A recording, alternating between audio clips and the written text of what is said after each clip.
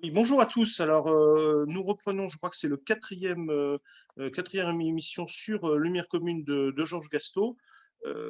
On a comme, donc voilà, je présente le livre à l'écran. Nous sommes toujours dans la lecture du tome 1 qui s'appelle Philosophie et matérialisme dialectique.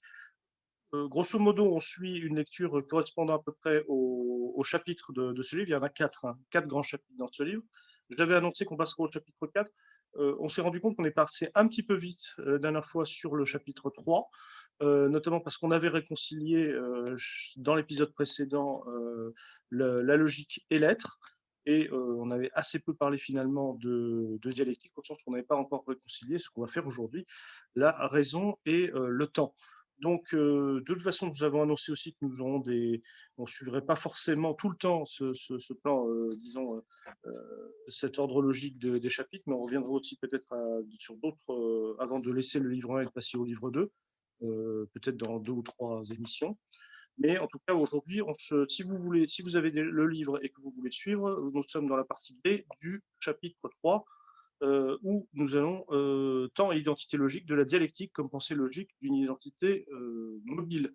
Et il me semble qu'on commençait, je pense, par Héraclite, hein, pour remonter en fait à une conception qui est déjà dialectique, qui est déjà matérialiste, mais dans laquelle il n'y a pas encore tout le marxisme. C'est bien ça. Comment est-ce qu'on va revenir ou arriver au marxisme de Héraclite à Marx en passant par la révolution copernicienne et différents avatars. Donc, bah, écoute, bonjour à toi, Georges. Et Bonjour peut-être, Eric. j'ai pas forcément problématisé, ou alors dire la problématique est tellement importante. Voilà, réconcilier la raison et le temps. Donc, Oui, ah oui, c'est très ambitieux, c'est vrai.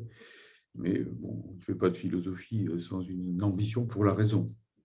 Et donc, en réalité, je pose ici un problème qui traverse toute l'histoire de la philosophie. Et bien entendu, si vous voulez, ça serait totalement arbitraire que de croire que bon, le marxisme sort une solution à ce problème de son chapeau. Si cette solution peut sortir du chapeau du marxisme, c'est parce qu'elle y est entrée. Et elle y est entrée à travers une histoire qui est celle de la philosophie. Le marxisme n'est pas étranger à l'histoire de la philosophie, il vient en quelque sorte, de mon point de vue, en tout cas, la couronner, de même que le matérialisme dialectique n'est pas une invention pure et simple de Marx et d'Engels, mais le résultat logique d'une histoire de la logique, si l'on peut dire. Et donc, en fait, il faut partir des anciens, il faut partir des présocratiques, et notamment du choc dans l'Antiquité entre le courant dit mobiliste d'Héraclite, le mobilisme du mot mobile, donc qui renvoie au changement, au mouvement, et qui s'oppose à l'immobilisme, si l'on peut dire, mais pas au sens évidemment pratique, au sens théorique, de Parménide. Parménide, qui est le chef de file du courant dit des Éléates, de la ville d'Élée, dont le personnage peut-être le plus connu, puisque Parménide lui-même était un de ses disciples, Zénon d'Élée, dont a parlé Paul Valéry dans un poème célèbre. Et donc, effectivement, le mobilisme d'Héraclite consiste à dire que tout change, pantarei en grec, tout change, rien ne reste. Et on connaît tous sa phrase célèbre sur on ne se baigne jamais deux fois dans le même fleuve. tout cool, ouais, tout cool. Et tout au contraire, Parménide va démontrer que ce n'est pas possible que tout change. Ce n'est pas possible que tout s'écoule tout le temps, parce que si c'était le cas, eh bien, c'est là que la contradiction va faire son entrée par l'intermédiaire de quelqu'un qui va la nier. C'est assez magnifique, je trouve. C'est-à-dire que ça serait contradictoire. Si tout changeait, ça serait contradictoire, effectivement, car cela voudrait dire que l'être n'est pas l'être, mais qu'il est aussi le non-être. En effet, si l'être change, c'est qu'il devient. Et que peut devenir l'être s'il devient, sinon le non-être? Puisque devenir, c'est bien passer de ce qu'on est à ce qu'on n'est pas. Et donc, que peut être d'autre, l'être, que le non-être, que le néant? Et donc, Parménide nous explique que il est impossible que l'être ne soit pas, il est impossible que le néant soit. Et donc là, il met le doigt sur le principe fondamental de la logique, qui est le principe de non-contradiction. A égale A n'égale pas, ou A est différent de non-A. Voilà. Et donc, du coup, ce principe lui semble interdire la contradiction. Lui semblant interdire la contradiction, eh bien, cela rend aussi impossible le devenir. Et du coup, Parménide va aboutir à ce qu'on appelle la pensée métaphysique, une pensée métaphysique qui consiste à dire que l'être véritable ne change pas, que le changement, le devenir ne sont que des illusions, que des apparences. D'où les fameux paradoxes de Zénon d'Élée qui va évidemment prouver de différentes façons, d'ailleurs assez amusantes, que le mouvement n'est qu'une illusion, que la flèche reste immobile en plein vol, comme dit Paul Valéry, et autres paradoxes de ce genre. Tu dis prouver, mais en même temps, dans ton livre, tu dis que ce sont des sophismes. Certes, alors, à mon avis, il y a un sophisme chez Zénon d'Élée, qui est le sophisme de Achille et la tortue. C'est-à-dire que là, effectivement, mathématiquement, on pourrait montrer que la démonstration de Zénon est fautive.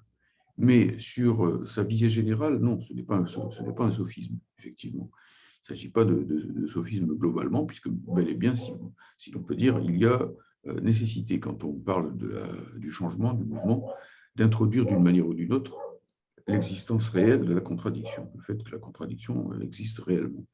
C'est assez, si on prend les choses d'une façon simple, on voit bien que lorsqu'une flèche se déplace entre l'archer et la cible, il faut bien qu'à un moment infinitésimal, eh bien, la flèche soit en mouvement. Et si elle est en mouvement, ça veut dire qu'elle est justement à la fois là où elle est et là où elle n'est pas, ou là où elle n'est pas encore. Qu'elle ne soit déjà plus totalement dans l'endroit où elle est, qu'elle soit déjà en partie dans l'endroit où elle n'est pas encore. Donc, sinon, elle ne serait pas en mouvement. Il n'y a qu'à penser à une photo, si vous voulez, si tu veux, plutôt j'ai tendance à tout vous voyez comme ça. Mais, donc, c'est tout simplement ce qu'on voit lorsqu'une photo est faite d'une chose en mouvement. On voit qu'elle est floue. Hein, il y a du flou. Là où c'est flou, c'est pas qu'il y a un loup, c'est qu'il y a une contradiction quelque part. Donc, il y a à traiter cette question qui est que ou bien on est dans la logique, mais la logique proscrit le mouvement, ou bien on accepte le mouvement, mais le mouvement rejette la logique.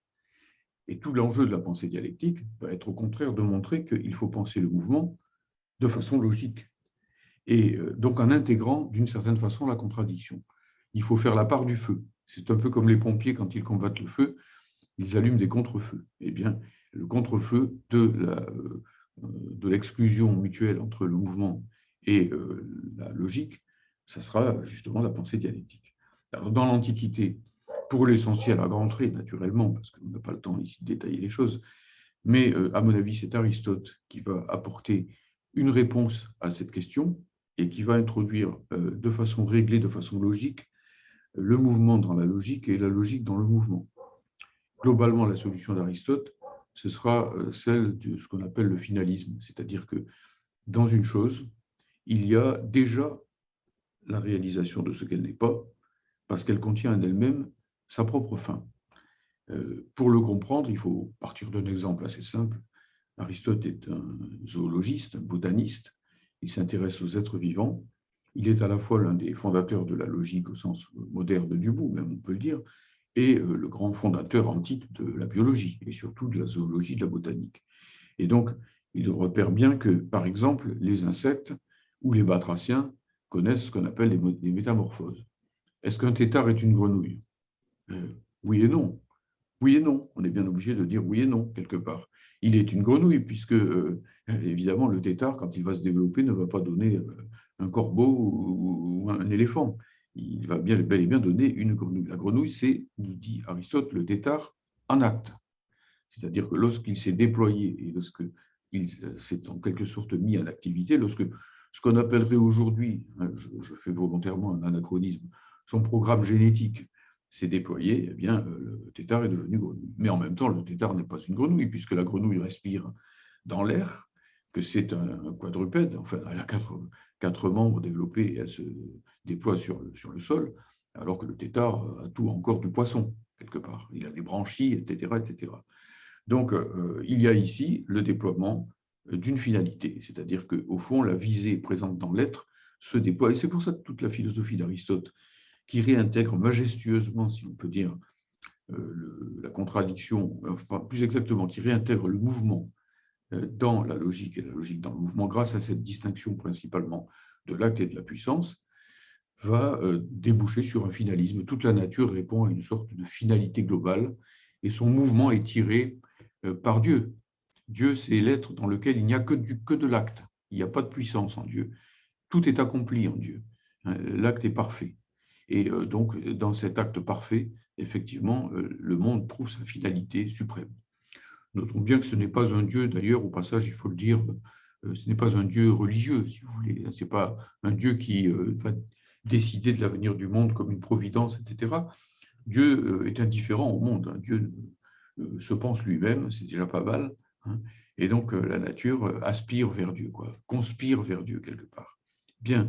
Et c'est-à-dire qu'il plaque un peu la biologie sur la physique, en fait. Il y a le même finalisme qu'on voit Voilà. dans les espèces qui est plaqué sur l'ensemble du cosmos. Alors, c'est ça, effectivement, c'est ce qui, comment dirais-je, la solution aristotélicienne réconcilie la logique et le mouvement, mais ça se paye par une exclusion du matérialisme, au fond.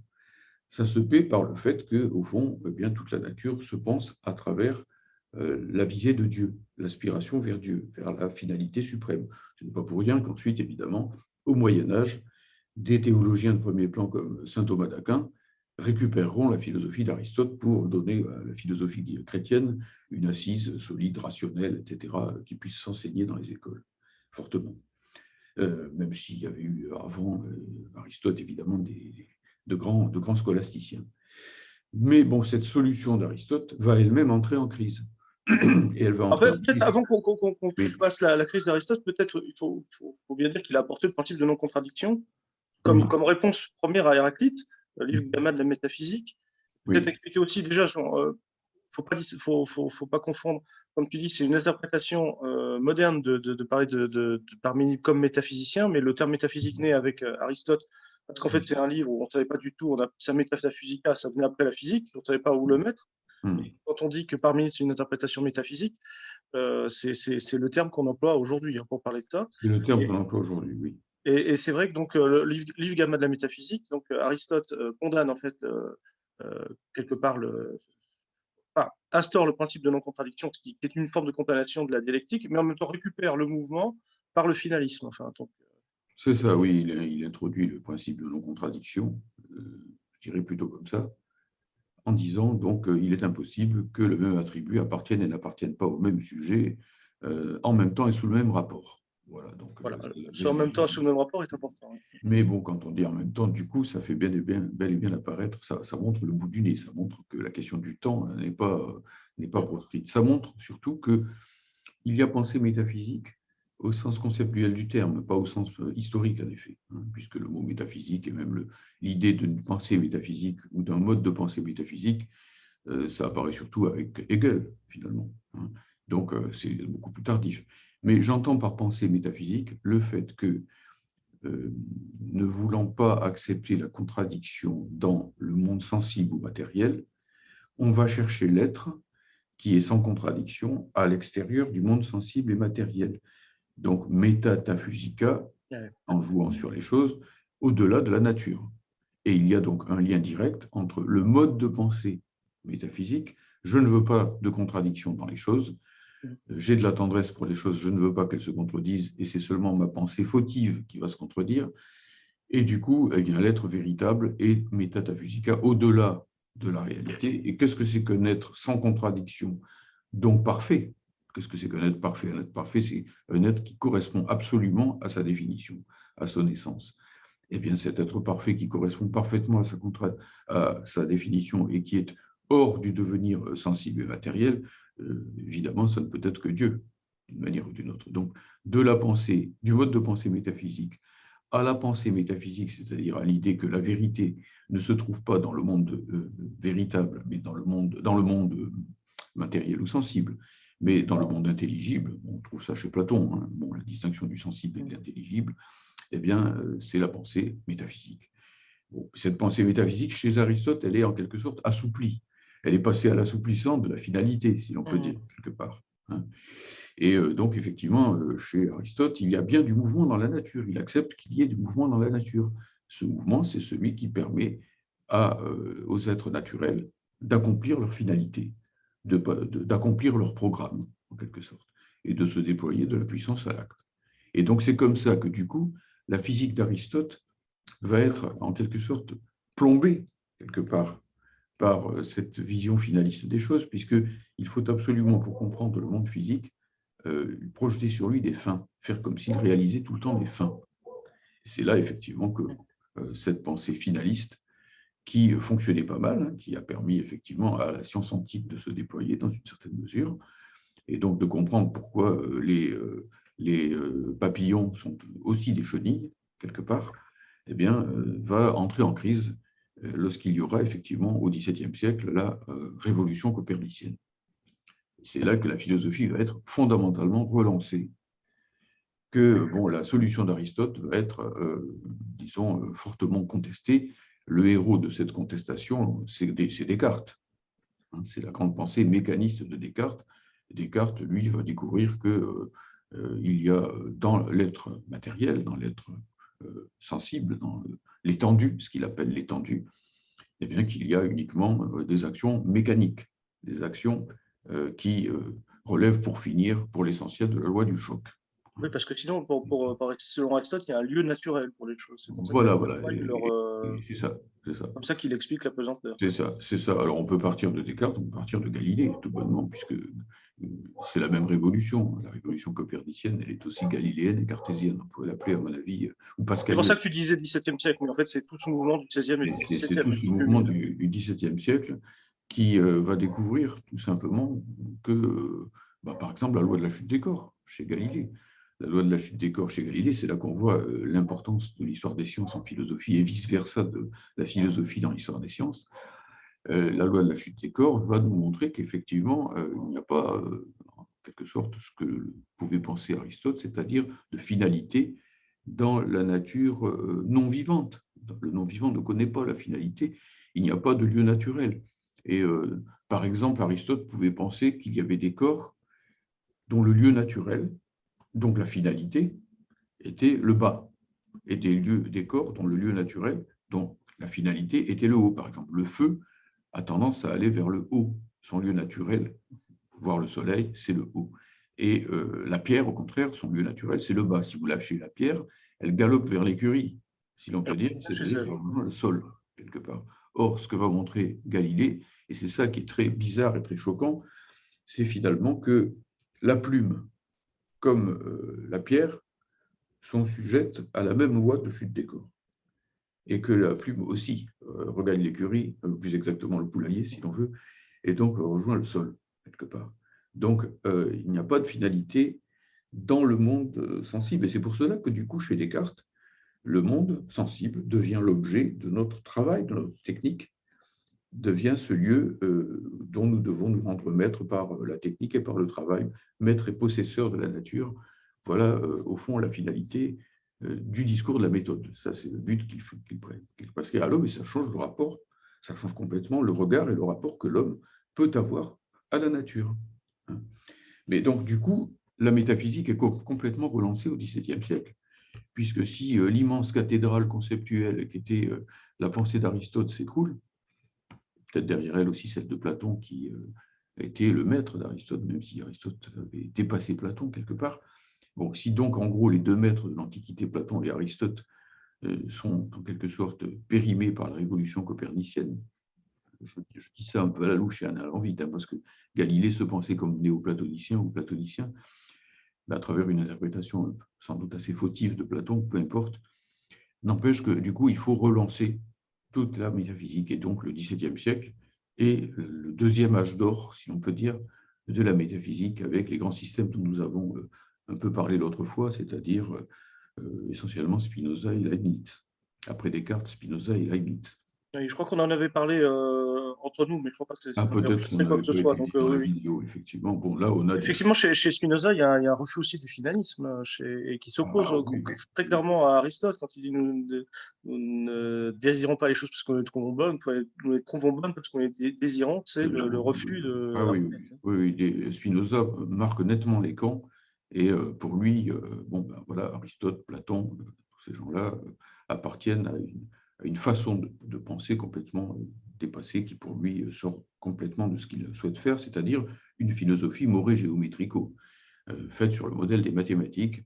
Il faut lire, si on a l'occasion de le faire, l'appendice au livre 1 de l'éthique l'éthique mure géométrico-démonstrata, l'éthique démontrée géométriquement de Spinoza dans cet appendice au livre 1.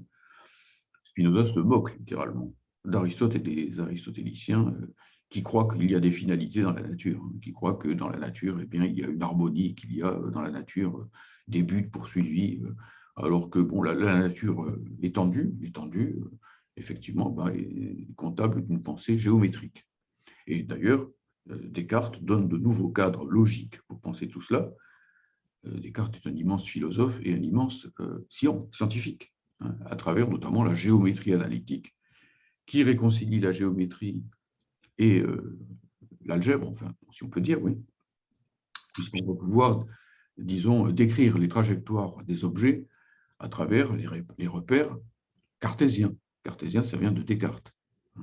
Donc, on se retrouve avec un cadre logique complètement modifié. La solution, d'ailleurs, de Descartes est très intéressante d'un point de vue dialectique, même si Descartes est un mécaniste. Moi, je n'oppose pas. Il y a certains mécanistes qui opposent, c'est bien pour ça qu'ils sont mécanistes, le mécanique au dialectique, mais le dialectique englobe le mécanique, et même plusieurs sortes de mécanique. Même la logique dialectique englobe la logique formelle, elle s'y oppose pas. Tout à fait. Elle englobe aussi, bien sûr, la pensée mathématique de l'espace, avec la possibilité, comme on le voit chez Descartes, effectivement, de concevoir algébriquement les figures et de figurer géométriquement les équations. C'est ça la géométrie, au fond, analytique. Donc, Descartes fournit un nouveau repère. À partir de là se développe effectivement donc toute une nouvelle métaphysique. Cette métaphysique, c'est la métaphysique de Spinoza et c'est celle de Leibniz. Mais cette métaphysique ne chasse pas la contradiction. Elle n'arrive pas à chasser la contradiction. Et pour une raison très simple, c'est que en résolvant dans le cadre de la philosophie le problème de la contradiction et du temps, notamment chez Leibniz, c'est grandiose la solution qu'il propose de ce côté-là, même si on n'a pas le temps de l'étudier en détail. Mais, alors là, Leibniz, c'est solide. Oui, alors d'accord, on prendra une émission complète sur Leibniz. On peut, mais ce que je veux dire ici, pour donner le schéma général, parce que je pense que ça aiderait davantage les gens qui nous écoutent à comprendre où j'essaie d'entendre, c'est que, bon, la contradiction que ces philosophes, effectivement, essayent tout de même de proscrire à travers des systèmes, qui dit système dit volonté de cohérence, dit triomphe du principe de non-contradiction. Hein. Bon, donc, eh bien, cette contradiction, elle réapparaît tout bonnement, parce que c'est la contradiction de la philosophie.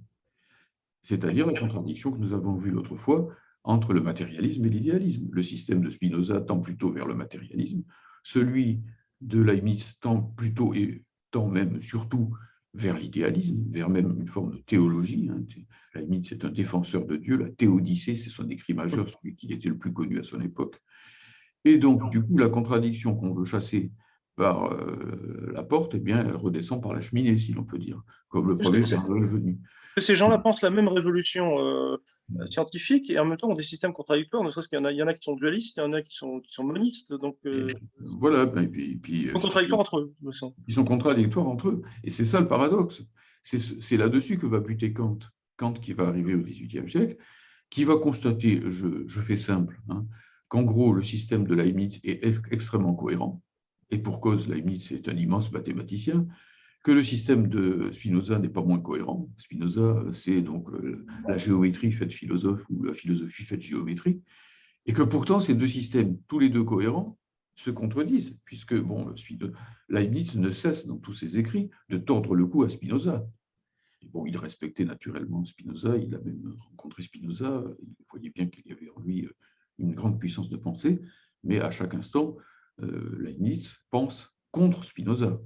Et bon, c'est bien embêtant, parce que pour finir, au cœur de la métaphysique, on a des gens qui développent rationnellement leur système, l'un et l'autre, et ces deux systèmes se contredisent. Donc, on n'a pas réussi à écarter la contradiction.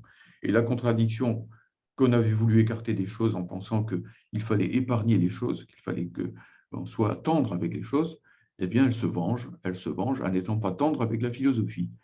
Elle déchire la philosophie. Et là, il faut surtout se référer, bien sûr, c'est pour ça que je voulais montrer cette visée, il faut se référer à l'immense ouvrage dialectique ou prédialectique qu'est la critique de la raison pure. La grande œuvre de Kant, le monument kantien dont tout le reste découle dans la pensée critique, c'est la critique de la raison pure. Et dans la critique de la raison pure, le cœur du cœur, le tabernacle, comme diraient nos amis québécois, eh bien, c'est la dialectique transcendantale, et en particulier donc, ce qu'on appelle les antinomies de la raison pure, où Kant va montrer sur une page, va démontrer les thèses matérialistes, pour faire vite, sur la page d'en face, les thèses idéalistes, va montrer que les deux démonstrations sont valides d'un point de vue logique, qui ne manque pas un bouton de guêtre, si l'on peut dire, et que pourtant, ben voilà, on est le bec dans l'eau parce que on peut démontrer que le monde est infini dans l'espace, par exemple, et on peut démontrer aussi, on peut démontrer le contraire, on peut démontrer que le monde a un commencement, et on peut démontrer que le monde est éternel, ou perpétuel, si on préfère. Et donc, voilà, la métaphysique aboutit, c'est son dernier mot, à la contradiction. Donc, Kant recule précipitamment, c'est là que justement… Kant appelle ça antinomie, en fait. Il appelle ça des antinomies. Les antinomies, ce sont en quelque sorte des contradictions irréductibles. Irréductibles. La plupart du temps, on est tranquille avec les contradictions, dans les contradictions de la vie courante, parce que bon, si l'un dit blanc et l'autre dit noir, bon, on voit bien pour finir que la réalité joue le rôle de juge de paix et que, bon, ben voilà, c'est blanc ou c'est noir, ou c'est gris. Enfin bref, on va toujours trouver quelque chose. Mais en philosophie, il n'y a pas de pierre de touche. Il n'y a pas de pierre de touche. On est en définitive devant ça. On est bloqué, en quelque sorte.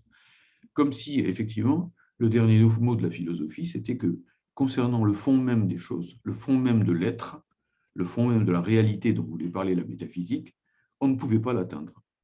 D'où l'idée que va donner Kant, que, en gros, la pensée théorique, par l'intermédiaire de l'entendement et par l'intermédiaire de l'expérience sensible, celle que met en œuvre Galilée, par exemple, ou Newton, puisque Kant, c'est un grand admirateur de Newton, eh bien, donc, cette pensée-là peut atteindre les phénomènes. Mais le mot phénomène, qu'on n'entend plus comme ça aujourd'hui, mais qu'on entend très bien à l'époque de Kant, où on parle grec, où les gens connaissent le grec, signifie, au fond, ce qui apparaît. On peut connaître l'ordre de ce qui apparaît, mais sans savoir réellement ce qu'est le fond des choses, ce qu'est ce qu'on appelle la chose en soi. La chose en soi, si on veut l'approcher vraiment, on n'a que la métaphysique, et la métaphysique aboutit à la contradiction. Comme le réel ne saurait être contradictoire, on ne peut donc pas parler du fond des choses. Et du coup, le dernier mot de la philosophie, c'est quand même un agnosticisme, c'est-à-dire l'idée que agnoskein, en grec, je ne peux pas savoir, que je ne peux pas savoir. Je peux savoir comment connaître le monde, mais je ne peux pas savoir ce qu'il est. Je peux savoir comment connaître les phénomènes du monde, mais pas la chose en soi, le monde, l'être en lui-même. Et c'est là que Hegel va arriver, comme Zorro, si l'on peut dire. Parce que donc la réponse de Kant, c'est de dire que c'est résoudre le problème de la métaphysique en disant qu'on ne peut pas le résoudre. En fait. Voilà, c'est ça, exactement. Et donc, au fond, en rejetant la raison pure. Quand on entend critique de la raison pure, on se dit qu'est-ce que c'est que cette raison pure, si la question. Ben, la raison pure, au fond, c'est la métaphysique. C'est-à-dire l'intention de développer une sorte de logique de l'être indépendamment de l'expérience.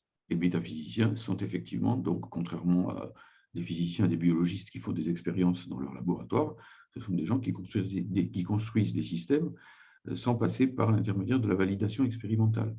Bon, la critique de la raison pure, c'est la critique de la métaphysique. Et donc, d'un certain côté, Kant rétablit magnifiquement les droits du matérialisme scientifique.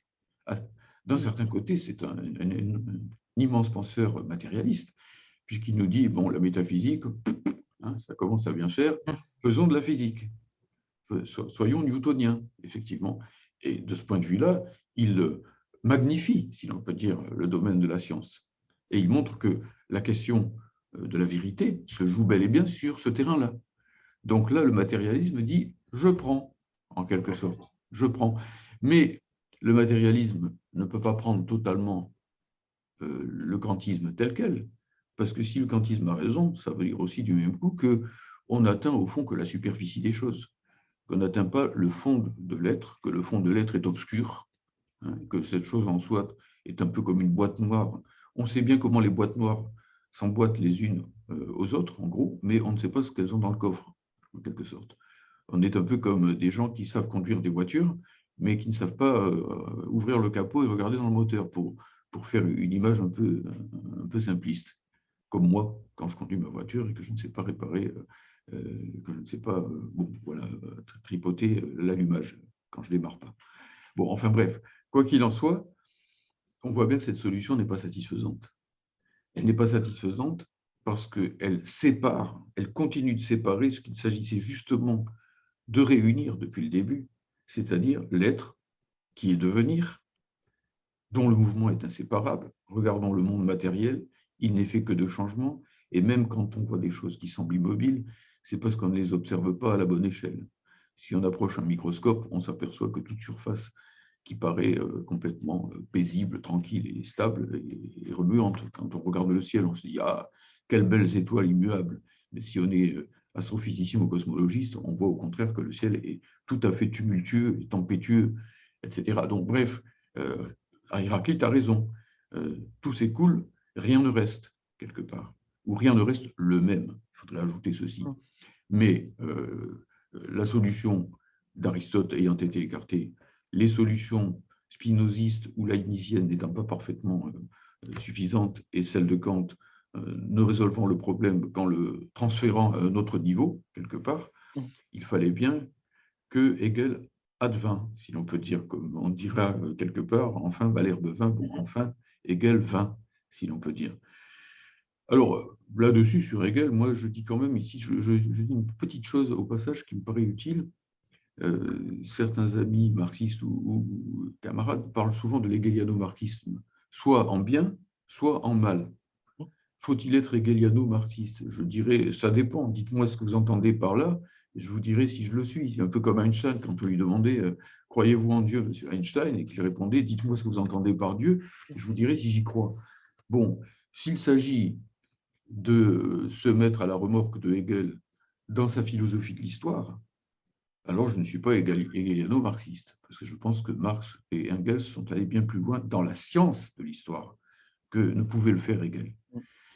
Donc, sur ce terrain-là, il faut effectivement être raide, je dirais quelque part, à l'égard de Hegel, parce que Hegel nous tire un peu en arrière vers la philosophie de l'histoire, la philosophie de la nature, alors que le marxisme enregistre ce que dit Kant. Il l'enregistre durement. Il est post-critique et non pas pré-critique, c'est-à-dire que la question de la vérité se joue sur le terrain de la science. Science de l'histoire, science au pluriel de la nature, effectivement. Bon, mais si par ailleurs il s'agit de rejeter avec Hegel la logique hegelienne, l'effort dialectique de Hegel, alors là, non, pas d'accord. Et je suis d'accord plutôt avec Lénine. Et si on se dit marxiste-léniniste, ça oblige un petit peu tout de même à regarder ce que pense Lénine. Et effectivement, Lénine nous dit, tant qu'on n'a pas compris la logique de Hegel, on ne peut pas lire correctement le Capital et on ne saurait même, non pas être léniniste, mais même simplement marxiste. Pourquoi? Eh bien, parce que justement, Hegel est devant ce problème-là. Il se dit, on a eu trop de tendresse pour les choses. On n'a pas voulu que les choses fussent contradictoires. Et donc, on a reporté la contradiction dans, pour finir, la raison elle-même. Et donc, on a éclaté complètement la boutique, parce que si c'est la raison qui est chargée justement de mettre en œuvre le principe de non-contradiction dont parlait Aristote, et que c'est dans la raison elle-même qu'on retrouve la contradiction, c'est la fin des haricots, en quelque sorte. Là, la philosophie est en pédale dans la choucroute, si je puis dire d'une certaine façon, sans allusion anti-germanique quelconque. Donc, ce qu'on peut dire ici, c'est qu'il va falloir trouver moyen de réconcilier la raison et la contradiction. Et notamment à travers la raison et la contradiction, la question du temps, la question de l'histoire, puisque le grand souci de Hegel, qui est contemporain d'immenses révolutions scientifiques, mais aussi d'immenses révolutions politiques, qui doit penser notamment la Révolution française, qui a sous les yeux la Révolution française qui n'est pas finie, si l'on peut dire, à son époque, pas finie au sens large et historique du mot, même si, bon, chronologiquement, elle est finie. Bon, il y a Napoléon, etc. Mais donc, en gros, c'est quand même d'arriver à comprendre l'histoire. Comprendre l'histoire, c'est comprendre un devenir. Le propre de la société humaine, et notamment Hegel le voit politiquement sous ses yeux, quoi. C'est précisément cette capacité qu'elle a de changer et de se changer. Voilà l'ambition de la pensée dialectique. Et il rebondit sur le mot de dialectique qui vient de Kant.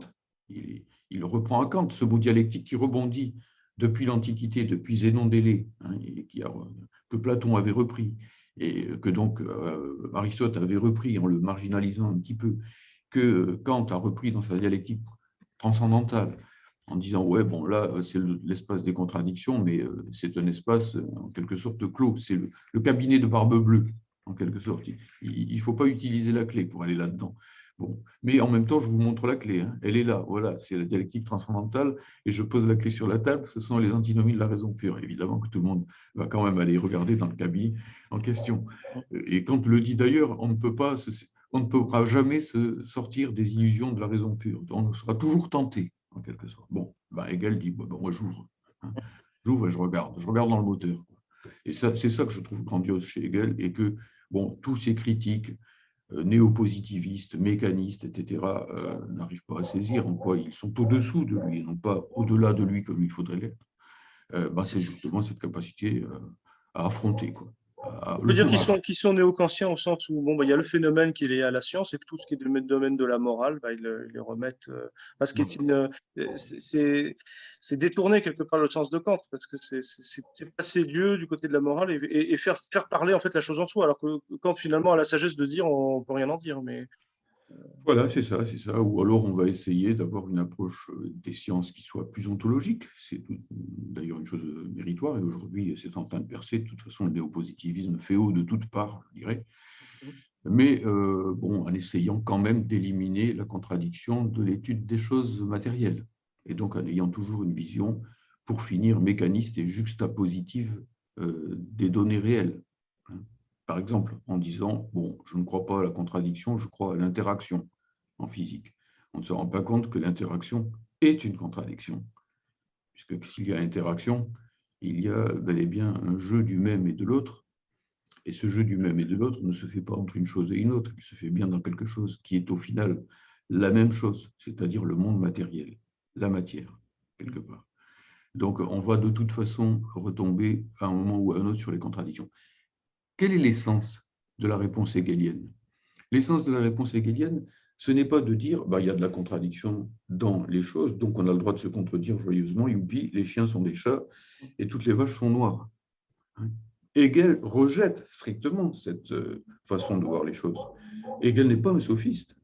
Il n'a jamais dit que blanc c'est noir et que bon, on peut d'une façon directe et immédiate comme ça assimiler deux contraires l'un à l'autre. Il prend au sérieux le principe de non-contradiction, appelons-le principe d'identité pour aller plus vite, parce que c'est un peu la même chose présentée tantôt sous la face verso, tantôt sous la face recto. Et il constate tout simplement que quand on analyse le principe de l'identité, on va découvrir en lui la contradiction et le dépassement de la contradiction. C'est-à-dire que Hegel ne va pas exalter la contradiction, mais la négation de la négation et le dépassement de la contradiction. Et c'est là que se trouvera la dialectique. Je comprends totalement les scientifiques qui disent « Ah, moi, j'ai fait des maths, j'ai fait prépa, j'ai eu un concours difficile, etc. Donc, je ne vais pas renoncer à ce principe de la non-contradiction qui est essentiel en maths. » Mais personne ne leur demande de renoncer à ça. Ça serait évidemment suicidaire. La raison se tirerait une balle dans la tête si elle faisait une chose pareille. Simplement, il faut comprendre que quand on dit que A est différent de nona, on dit que A est non nona. Et quand en même temps, est sous le même rapport. Alors que justement, quand le temps évolue, qu'est-ce qui se passe? Mais même, simplement, dans l'instant où on dit que A est non nona, on affirme qu'il y a entre A et nona un rapport de solidarité et d'exclusion en même temps. Que A ne saurait se définir autrement que par le fait qu'il n'est pas nona, et c'est ce qu'on fait quand on définit, quand on D, trait d'union, finit, on D, trait d'union, limite, on D, trait d'union, termine. On peut tourner en rond tant qu'on voudra, on ne sortira pas de ça. Et du même coup, on va toujours trouver le rapport entre A et non A. Platon lui-même, c'est ça qui est très intéressant quand on revient en arrière. Je reviens un petit peu en arrière parce que j'ai un peu tordu le cou de Platon trop vite et les platoniciens ici doivent sauter sur leur chaise comme des cabris. Mais Platon, ce n'est pas simplement la République avec le fameux schéma de la caverne et donc le dualisme, l'intelligible et le sensible. Encore que même le schéma de la caverne n'est pas si dualiste que ça, si on regarde de près. Enfin, peu importe. Platon évolue, lui aussi. Et donc, son magnifique dialogue, Le Sophiste, va établir, pour finir, que si on veut penser l'être, les deux catégories fondamentales qui vont permettre de le penser, c'est le même et l'autre. Chaque chose est même qu'elle-même et autre que l'autre. Et elle est même qu'elle-même en tant qu'autre que l'autre. Et du même coup, être autre que l'autre, mais ce n'est pas quelque chose de mort, ce n'est pas quelque chose de juxtapositif. Il n'y a pas d'un côté le même et de l'autre l'autre. Il y a le rapport entre le même et l'autre. Et c'est ça qui est ce qui est véritablement. Ce qui est l'être, c'est précisément le fait que le même et l'autre sont attachés l'un à l'autre par la tête, si l'on peut dire comme des frères siamois, et tout à la fois sont unis et se combattent. Se combattent, c'est l'unité, donc, et l'unité et la lutte des contraires, avec ce que ça va donner, c'est-à-dire tout simplement que, effectivement, ben, voilà, prenons des images pour être compris de tous, qui viennent de la dialectique chinoise, hein, celle de Sun Tzu, la dialectique militaire. Mais bon, l'épée veut percer le bouclier, et bien donc l'épée doit à ce moment-là se perfectionner, être plus solide que le bouclier. Mais bien entendu, au bout d'un moment, si l'épée perce le bouclier va lui-même se blinder et l'épée devra elle-même, et ainsi de suite. Nous aurons affaire à ce moment-là à cette spirale qu'on appelle la négation de la négation, où pour que la chose reste la même, pour qu'elle reste elle-même, il faudra précisément qu'elle change. Et qu'elle change de quoi? Puisque c'est toujours la même chose. Qu'elle change de forme. Elle change de forme, c'est sa forme qui va changer. Mais fonctionnellement, elle va rester la même. La défense reste la défense, l'attaque reste l'attaque. Même si la meilleure défense, c'est l'attaque, il n'empêche que c'est parfois pour se défendre qu'on attaque. Et donc la fonction, en quelque sorte, reste la même. Au fond, on n'est pas si éloigné de Descartes. Hein. Descartes nous donnait déjà des clés dialectiques extrêmement intéressantes. J'ai toujours trouvé qu'on négligeait complètement le côté dialectique de Descartes. C'est extraordinaire la dialectique qu'il y a dans cette association de la géométrie et donc de l'algèbre, si l'on peut dire, à travers la géométrie analytique. Mais c'est encore plus extraordinaire toute cette analyse des fonctions qui nous permettent effectivement en mathématiques de comprendre comment x et y varient alors que leur rapport, lui, reste le même puisqu'il est toujours décrit par la même équation. Ça nous permet de comprendre ce que c'est qu'une dialectique.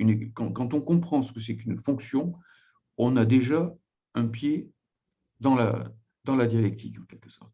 D'où le fait qu'il y a le calcul infinitésimal qui va suivre. Et puis ensuite, quand tu opposes disons, cette réaction disons, un peu épidermique de certains mathématiciens, les mathématiques peuvent aussi évoluer en fonction d'un certain nombre de réquisites. C'est pour ça que même, je lisais un de tes textes sur la mécanique quantique, enfin, De Broglie demandait, tu avais une belle formule, tu disais c'est quasiment, il demande au Père Noël un nouveau modèle mathématique et qui s'adapte en fait à cette réalité physique en fait. Donc je crois que, après c'est bien aussi la limite du more geometrico de Spinoza, c'est que justement est-ce que cette géométrie telle qu'il la pense à son époque est le modèle suffisant? Est-ce que c'est pas un cadre qui a déjà été dépassé en fait par l'évolution scientifique?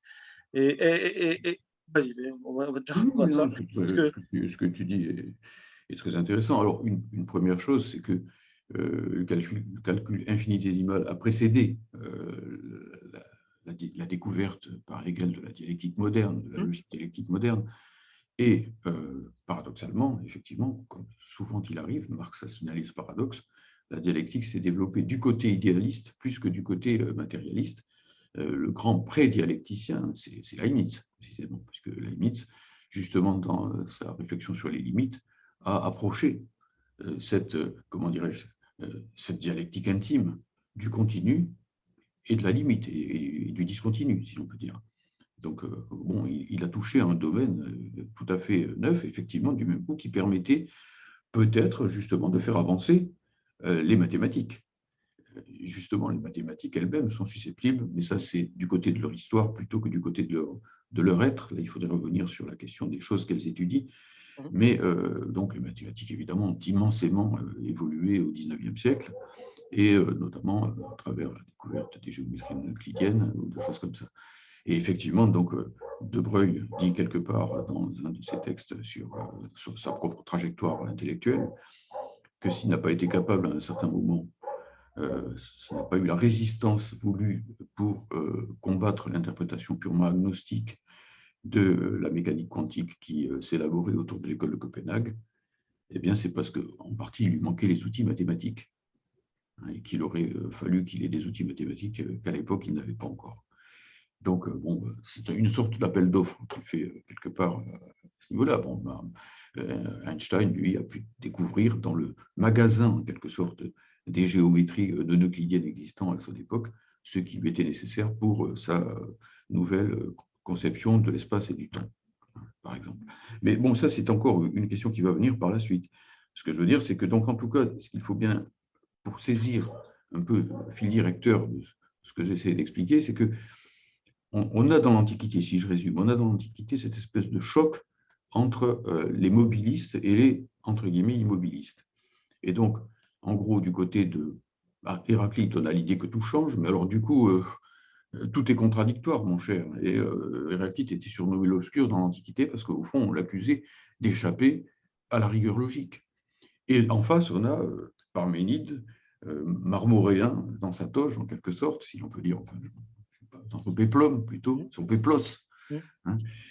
Donc Parménide qui surgit et qui dit les tables de la loi, principe de non-contradiction, etc. Donc pas de changement. Puis Aristote qui arrive et qui dit ben, moi je vous rebidouille tout ça et vous aurez une logique biologique, une logique du vivant, pour parler, pour employer le mot, le titre d'une célèbre de François Jacob. Et donc une logique du vivant et une vie de la logique. C'est ça qui est intéressant, justement, déjà, chez Aristote. C'est pour ça que Marx admirait énormément Aristote. Mais la solution finaliste d'Aristote est mise en crise par la révolution copernicienne, pour aller vite. Donc, floraison à nouveau, parce qu'il y a le besoin de la pensée, le besoin pour l'homme de penser rationnellement le changement, sinon il n'y a pas de science. Hein, on prend le mot nature. Pensons, messieurs les physiciens qui vous intéressez à la nature, physis en grec, ça veut dire la nature. La physique, c'est la science de la nature. Qu'est-ce que c'est que la nature? Sinon précisément ce qui croît, ce qui développe, ce qui change, etc. Imaginons un monde dans lequel il ne se passerait rien. Il n'y aurait pas lieu. Fuo, ça veut dire croître. Hein, donc, fuo, c'est la plante qui croît. Ouais. C'est ça, c'est le même mot que celui qui a donné phyto, phyto ceci, phyto cela, donc les plantes, effectivement, la croissance, quelque part. Et donc, effectivement, il faut bel et bien trouver un moyen d'accorder la raison. Ce n'est pas moi qui dis tout ça, c'est l'histoire de la pensée. La raison qui veut la non-contradiction logique et la réalité matérielle, la réalité sensible, la nature, qui veut le mouvement, qui veut le changement, qui veut le devenir. Et bon, d'une manière ou d'une autre, tous les chemins mènent à la dialectique. On peut vouloir s'en écarter autant qu'on voudra, on retombera toujours dessus d'une manière ou d'une autre. Et c'est pourquoi, justement, l'effort de Hegel, c'est de produire une logique dialectique, c'est-à-dire qu'il veut dépasser tout ce qu'avait de sec les pensées antérieures à lui, en produisant effectivement ce qu'il appelle la science de la logique. Là, il faut un peu se plonger dedans et on ne peut être qu'admiratif. Peut-être qu'il y a des passages forcés là-dedans. Hein. Je ne vous dis pas que tout est à reprendre tel quel. Lénine est le premier à dire en lisant ça. Ouh là là, bon. Je remplace Dieu par ceci. Voilà, c'est ça. Et on peut même en Faut faire traduire quoi. une lecture sauvage, quelquefois, bon, bien sûr. Et puis surtout, moi, je pense, alors ça, c'est l'autre aspect, c'est l'aspect final, si l'on peut dire, de ce que je voulais dire. Je ne suis pas hegelien pour autant. Hein. Je ne suis pas hegelien, je pense que les marxistes ne sont pas hegeliens. Mais qu'ils doivent étudier Hegel et passer par lui, mais aller plus loin.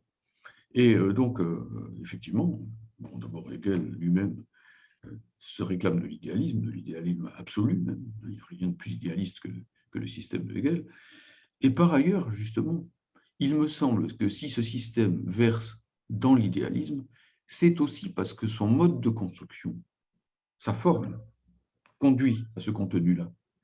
Et que donc, la lecture que Lénine invite à faire de la logique de Hegel nous invite non seulement à réviser ses contenus, c'est-à-dire non plus à dire que c'est l'idée qui accouche de la réalité sensible. Mais le contraire, que l'idée, la pensée, etc., tout ça est un produit de l'évolution générale de la nature, bon, ça c'est le contenu, mais que le mode de construction même de la philosophie hegelienne est fautif sur certains points qui ne sont pas négligeables, est fautif sur le fait que, par exemple, dans la logique hegelienne, globalement, il n'y a pas de place pour l'antagonisme, que les contradictions sont toujours de nature telle qu'elles puissent se dépasser par une synthèse harmonieuse, pour le dire vite. Donc, il y a un défaut dans la construction de la dialectique elle-même. Du même coup, il n'y a pas d'espace, si je puis dire, pour le temps, et pas de temps pour l'espace. Du même coup, on va se retrouver chez Hegel avec une pensée de l'espace dans laquelle il n'y aura pas de place pour l'évolution. Pour finir, par exemple, il n'y a pas d'évolution des espèces possibles chez Hegel. Et inversement, eh bien, on aura une pensée de l'histoire qui ne sera pas matérialiste et qui ne fera pas sa place du même coup à tous les éléments proprement matériels de l'existence humaine, ou tout au moins qui les considérera comme des points de départ simplement, pas des véritables moments dialectiques. Mais surtout, et c'est là qu'il y a, à mon avis, chez Marx, un triptyque qui marche ensemble, qui donne la clé, en quelque sorte, d'une lecture possible de la dialectique hegelienne pour la remettre sur ses pieds en employant l'expression de Marx, c'est-à-dire la rendre matérialiste. C'est un peu compliqué, je vous demande un peu de patience si vous m'écoutez. C'est premièrement la question de la dictature du prolétariat.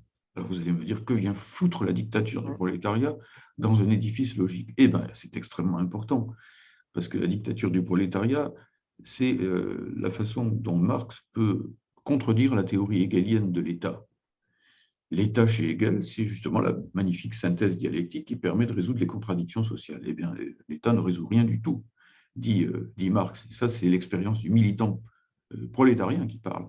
L'État n'est pas du tout la synthèse harmonieuse que vous dites. Et voyez plutôt ce qu'il fait. L'État envoie la police aux paysans qui ramassent du bois dans les forêts.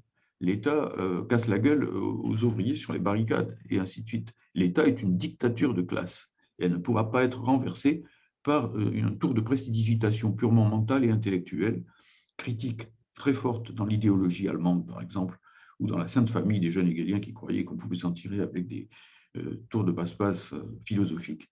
Et il faut remplacer l'arme de la critique par la critique des armes. Bon, à bon entendeur, salut, quelque part. C'est l'insistance sur l'existence de l'antagonisme. Il y a des antagonismes. Si ces Un antagoniste, c'est une opposition qui n'a pas encore trouvé de résolution. C'est ça, c'est comme ça qu'on pourrait c'est une contradiction qui ne peut trouver de résolution que par la victoire d'un élément sur l'autre, que par même l'élimination d'un élément par l'autre. Il y a des contradictions. Prenons par exemple la polarité nord-sud.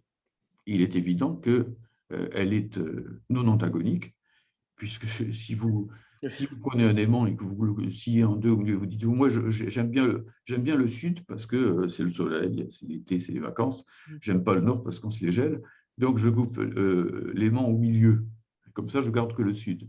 Il est évident que le nord se reconstitue à l'exemple, il y a un sketch de Raymond DeVos qui est marrant là-dessus, sur qu'est-ce qu'on fait quand on coupe un bout de bois en deux bouts, ça fait on a deux bouts de bois et ainsi de suite. Enfin bref, il rigole avec ça. Ça, c'est le non-antagonisme, la polarité pure et simple. Puis il y a des contradictions, telles que par exemple celle qui oppose le prolétariat à la bourgeoisie, qui se résolvent par le fait que cette contradiction ne peut aboutir, ne peut se dépasser réellement que le jour où il n'y a plus de classe sociale. C'est-à-dire le jour où, effectivement, la classe dominée a construit une société dans laquelle non seulement la classe dominante n'a plus de place, mais où elle ne peut plus avoir de place. Et où, effectivement, donc, là, la contradiction est résolue pour autant, puisque, effectivement, quand il y a une société sans classe, il n'y a plus de lutte de classe. Tandis qu'au contraire, tant qu'il y a une bourgeoisie qui exploite le prolétariat, le paradoxe, c'est qu'il y a le retour en force de l'antagonisme, sans arrêt. Voilà, donc, Parce que même quand Marx parle d'expropriation, d'expropriateur, là on est à fond dans la négation de la négation, donc ça existe bien chez Marx, mais d'après ce que j'ai compris, parce qu'il y a énormément de marxistes qu'on pourrait dire gauchistes comme Adorno qui sont pour une dialectique négative, qui ont toujours attaqué cette notion de négation de la négation. Même, je crois que Staline avait supprimé la négation de la négation des fameuses lois de la dialectique, alors que la plupart du temps, il est très orthodoxe dans son léninisme. Comment, justement, j'ai l'impression que si on refait la séquence de Hegel à Marx, c'est bien le problème de la synthèse. Et comment elle se fait? Elle ne se fait pas à la fois justement automatiquement. et donc voilà. Voilà. Alors, oui. C'est bien là qu'est le problème, quoi, j'ai l'impression. On ne peut pas pour l'expliquer, y compris pourquoi justement, même à l'intérieur du marxisme, la négation de la négation pose problème, en fait. Mais personne ne dit que c'est simple et facile, hein, bien sûr. Non, c'est pas ce que je voulais dire. Évidemment, bien sûr. C'est pour ça qu'il faut aussi travailler sur ces questions. Mais je dirais qu'il y a deux attitudes à l'égard de cela, c'est de baisser les bras et dire oh ben c'est voilà. Bon, la dialectique, oui, bon, ça. Il y a une deuxième façon qui est celle de retrousser les manches et de l'élaborer. Quand Marx dit qu'il faut remettre la dialectique de Hegel sur la tête, il indique non pas que bon, allez hop, on fait ça et puis on a comme un sablier qu'on aurait retourné pour calculer le temps de cuisson des œufs à la coque. Non, il s'agit ici d'un vrai travail de réélaboration de cette logique dialectique. Et donc, il peut y avoir effectivement synthèse par conciliation entre comme on dit, thèse, antithèse, synthèse, par dépassement purement intellectuel, mais il peut y avoir aussi une synthèse qui passe par l'antagonisme et par la victoire d'un des deux termes sur l'autre. C'est simple à comprendre, en un sens. Il y a bien synthèse. Si on regarde les choses, il y a bien. Qu'est-ce que c'est qu'une synthèse véritable au sens où l'entend la dialectique? C'est le dépassement de la contradiction. C'est la capacité pour la contradiction de mener à une situation où cette contradiction n'existe plus. Cette contradiction-là, tout au moins. Bon, ben, si par exemple on a la contradiction bourgeoisie-prolétariat, elle se manifeste en permanence par le fait que le rapport de classe ne fait qu'un avec le rapport du côté du bourgeois d'exploitation, du côté du prolétaire de résistance à l'exploitation. En gros, c'est ça. Hein, c'est ce que je disais tout à l'heure. Le prolétariat et la bourgeoisie n'existent pas séparément l'un de l'autre, mais par ce rapport qui se reconstitue en permanence. Bien, si la bourgeoisie gagne, ce rapport est reconstitué. Et qu'est-ce qui se passe à ce moment-là? Ben, l'exploitation est accrue. Si l'exploitation est accrue, tôt ou tard, la résistance à l'exploitation sera accrue elle aussi. Comme le dit Mao quelque part, qui est un penseur de la contradiction, là où il y a oppression, il y aura rébellion ou insurrection, je ne sais plus ce qu'il dit, quelque chose comme ça. Eh bien, donc, voilà, ça c'est la première solution. Donc là, on voit bien que ce n'est pas la voie de la résolution de la contradiction. Paradoxalement, la lutte, comment dirais-je, les bourgeois qui disent tout le temps qu'ils sont contre la lutte de classe sont les meilleurs amis de la lutte de classe. C'est eux qui la reproduisent en permanence en reproduisant la société de classe et donc l'exploitation. Tandis que si la classe ouvrière gagne, et c'est la fin de la lutte des classes. C'est la fin de la lutte de classe. C'est la société sans classe qui mène à une société où l'antagonisme est dépassé. Ce qui ne veut pas dire que toute contradiction disparaît, mais que l'antagonisme de classe disparaît, en revanche. Bon, donc ça me paraît clair. Je ne vois pas où est la difficulté logique, en tout cas là-dedans. Non, bien sûr. Mais ce que je voulais dire par rapport, pardon, excuse-moi, parce qu'il y a un triptyque que je voudrais faire valoir dans sa globalité. J'ai parlé de la dictature du prolétariat comme premier point. La dictature du prolétariat, c'est ce qui vient casser la logique hegelienne dans son point de vue, c'est-à-dire dans sa théorie de l'État. Et donc, du même coup, dans sa théorie de la résolution de la contradiction qui finit toujours bien, si l'on peut dire. Et donc, dans le retour de ce qu'il y a chez Hegel de théologique, de finaliste, d'aristotélicien. Le retour du Dieu aristotélicien dans la raison dans l'histoire qui, pour finir, règle les contradictions à l'avantage, effectivement, d'une espèce de réconciliation générale. Eh bien, du même coup, quand on a cette clé, c'est-à-dire que la critique des armes doit remplacer l'arme de la critique, ou plutôt lui succéder, la première n'étant pas éliminée pour autant, eh bien, on découvre un deuxième élément, qui est précisément que chez Hegel, il y a une sorte, à mon avis, de confusion permanente entre l'intellection et l'idéalisation. Qu'est-ce que je veux dire par là? Comprendre quelque chose, est-ce que c'est en quelque sorte régler les contradictions de cette chose? Bien non. On peut très bien comprendre quelque chose sans attenter en quoi que ce soit à ce qu'il peut y avoir en elle d'antagonique. Et c'est le contraire de ce qui se passe quand on idéalise quelque chose.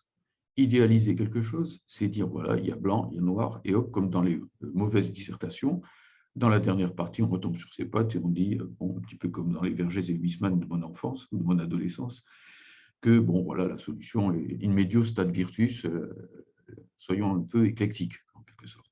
Bien, non, effectivement, on peut avoir en tête ici quelque chose qui est fondamental, qui va casser cette fausse identité entre intellection et idéalisation, l'idéalisation étant donc le fait de dépasser par la pensée quelque chose qui en réalité reste toujours le même, de faire une espèce de tour d'escamoteur. Et ce quelque chose, bah, c'est la théorie marxiste du reflet. C'est là que le reflet met les pieds dans le plat, si l'on peut dire, et intervient dans la dialectique pour la modifier substantiellement, en quelque sorte. Que dit le reflet? Il dit que vous pourrez faire tout ce que vous voudrez, étudier le chien pendant 145 ans si vous êtes zoologue.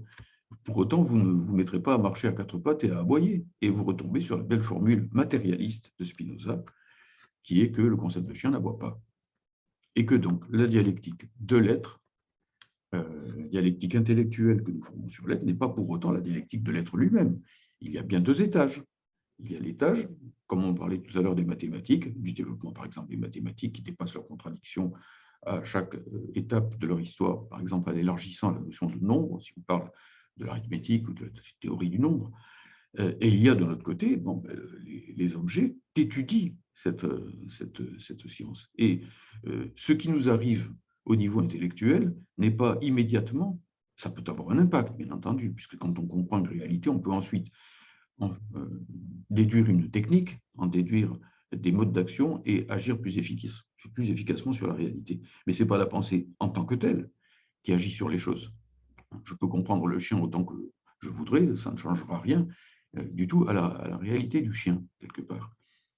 Je mets de côté le cas, parce qu'on va me sortir ça à tous les coups, l'observateur de la mécanique quantique qui, en regardant un peu fixement l'électron, le fait changer, comme Uri Geller tordait les petites cuillères dans certaines émissions quand j'étais ado, quoi.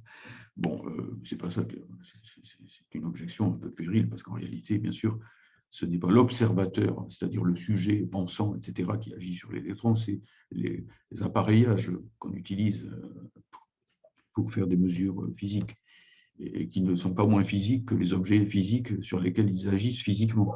Bon. Donc, la théorie du reflet, elle est importante pour démarquer la dialectique matérialiste de la dialectique idéaliste, et pour ne pas confondre les deux termes.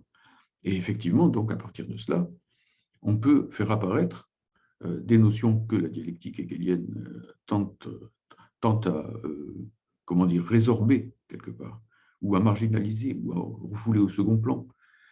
Par exemple, en séparant l'espace du temps, en exaltant en quelque sorte la spatialité lorsqu'il s'agit des phénomènes physiques et la temporalité lorsqu'il s'agit des phénomènes historiques. Alors qu'effectivement, bon, la dialectique matérialiste, pas celle de Marx, hein, quand je dis dialectique matérialiste, du diable si ça dépasse de loin ce qu'ont pu faire de leur temps Marx, Engels, etc. Pensons à Einstein. Hein. Bon, Einstein, c'est pas moi qui ai inventé le concept d'espace-temps, espace, trait d'union, temps, et ainsi de suite. Et puis ensuite, à travers la relativité générale, cette espèce de conjonction là, de la masse de l'espace et du temps pour repenser la notion même de gravitation. Bon, toutes ces choses-là, en quelque sorte. C'est une vieille histoire parce que la relativité, ça remonte à Galilée, en fait. C'est toujours finalement le même, Le principe de même relativisation. relativité est déjà chez Galilée. En effet. En effet, mais bon, Einstein le prend au sérieux et lui donne une ampleur, évidemment, beaucoup plus vaste à travers des outils que, bien sûr, Galilée n'avait absolument pas. Hein. Bon, bien sûr, Galilée ne disposait pas des géométries non euclidiennes, par exemple. Alors, bref, quoi qu'il en soit, ce que je veux dire, c'est qu'on a bel et bien, donc avec Hegel, un formidable pas en avant. Ce formidable pas en avant, c'est la capacité qu'il y a à comprendre logiquement la contradiction, à ne plus opposer la contradiction et la logique. Et donc, à comprendre que si le concept de chien n'aboie pas, le concept de contradiction peut être logique et non contradictoire. Hein, alors qu'on a spontanément tendance à croire que le concept du contradictoire est contradictoire. Allons donc. Bon, il l'est si on patauge dans la choucroute, comme je disais tout à l'heure. Mais si on est dialecticien, c'est précisément parce qu'on est dialecticien qu'on se libérera de la contradiction. La contradiction, un peu de dialectique nous fait tomber dans la contradiction, ça c'est la dialectique transcendantale de Kant, mais une dialectique logique et poussée jusqu'au bout nous fait dominer mentalement, intellectuellement la contradiction, quitte à la dominer ensuite matériellement et physiquement, en faisant la révolution si on est sur le terrain politique ou en utilisant toutes sortes de techniques si on est sur le terrain des objets, des corps physiques. Parce qu'en fait, chez Hegel, ce qu'on appelle la Aufhebung, on le traduit par supprimer, conserver, mais c'est-à-dire qu'il y a quelque chose qui se maintient, mais il y a des synthèses où non, il y a destruction des classes en lutte. Le bourgeoisie prolétariat, dans la société sans classe, il y a cette distinction, dans le socialisme, tout simplement, cette distinction est révolue. Alors, on peut évidemment arguer en disant, je ne sais pas, une certaine culture bourgeoise qui doit être assimilée par le prolétariat. Bon, pourquoi pas, dans le supprimer conserver. Mais on voit bien que les toutes synthèses, négation de la négation, il faut distinguer chaque cas, chaque contradiction. D'ailleurs, on t'a parlé de Mao, et j'ai jamais bien compris chez Mao pourquoi il y a des contradictions non antagoniques. Pourquoi est-ce qu'on décide que celle-ci est non antagonique? Est-ce que c'est très utile? Comment on s'en sert de tout ça? Moi, je trouve que c'est très utile, en tout cas pour des militants modernes, parce que bon, quand Mao écrit tous ses textes, évidemment, il est plongé en plein dans la guerre révolutionnaire. Et donc, la question des contradictions antagoniques et non antagoniques, d'un point de vue politique, c'est la question des alliances. Avec qui est-il légitime de s'allier et avec qui est-il complètement exclu de s'allier? Et donc, si on comprend qu'il y a des contradictions antagoniques, on sait avec qui il ne faudra jamais s'allier. Ça permet de saisir ce qui est l'essentiel dans la guerre, qui est l'ennemi, nommer l'ennemi. Et ça permet de saisir aussi qui, n'étant pas pareil que nous, est quand même proche de nous et peut s'allier avec nous, au moins temporairement. Et donc, effectivement, pour nous, par exemple, qui vivons en 2021, ça peut être très utile pour repenser le syndicalisme et le syndicalisme de classe. S'il y a des contradictions antagoniques, et si par exemple, effectivement, la contradiction bourgeoisie-prolétariat est une contradiction antagonique, il s'ensuit de façon irréfragable et démonstrative, n'en déplaise à M. Laurent Berger, que la collaboration de classe ne peut être qu'une fumisterie, qu'une tromperie, qu'une illusion à l'avantage de la classe dominante. Et comme il est facile de démontrer qu'effectivement la classe dominante, par définition, effectivement, est exploiteuse de la classe dominée, il ne peut pas y avoir de communauté d'intérêt entre elles en tant que classe. En tant que classe.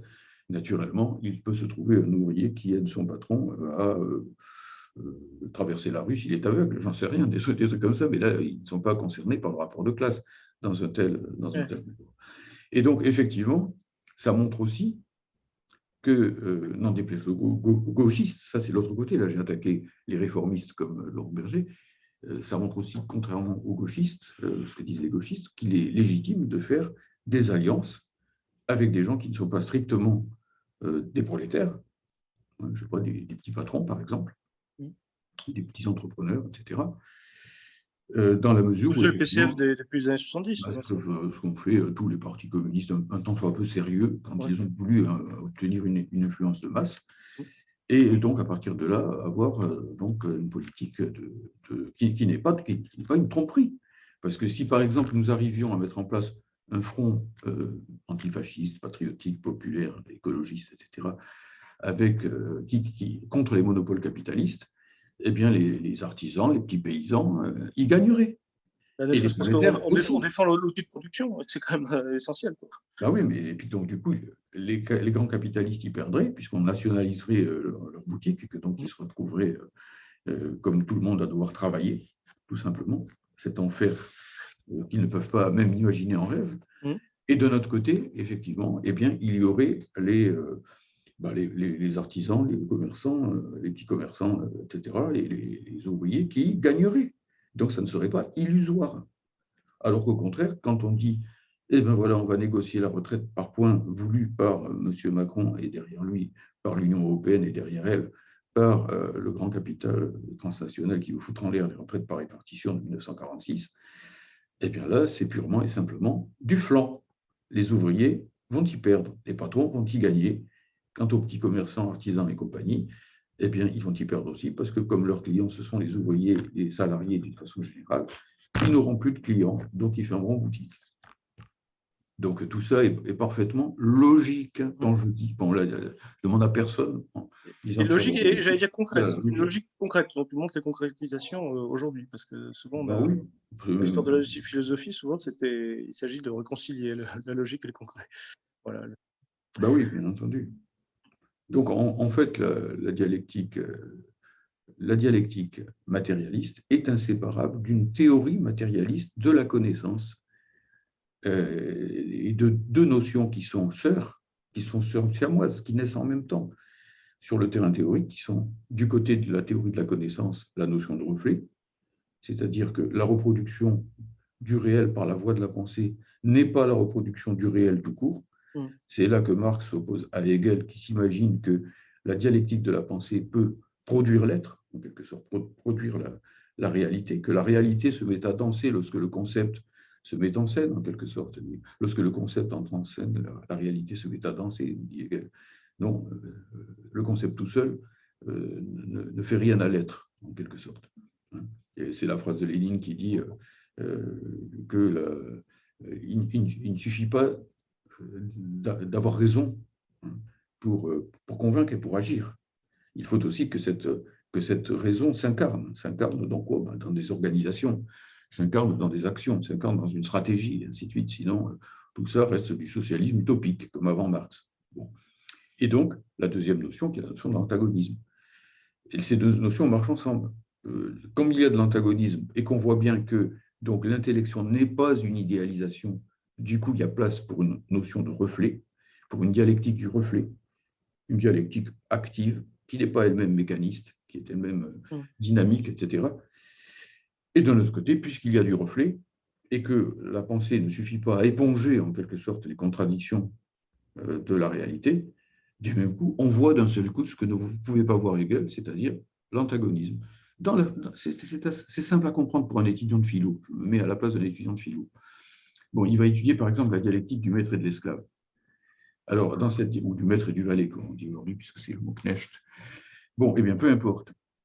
À un moment, effectivement,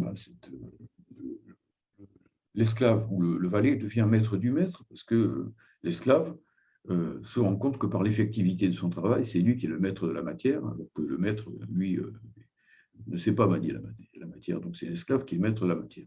Bon, et alors? Ça ne lui fait pas une belle jambe à l'esclave de savoir ça? Qu'est-ce que ça change pour lui? Si le maître est toujours pour le reste, maître des moyens de production, et que donc l'esclave peut toujours se dire, ah oui, c'est moi qui ai fait tout ça, c'est moi qui ai construit Thèbes aux 7 portes, comme aurait dit Bertolt Brecht. Peut-être, mais n'empêche que Thèbes aux 7 portes appartient bien au pharaon, et non pas aux maçons, en quelque sorte.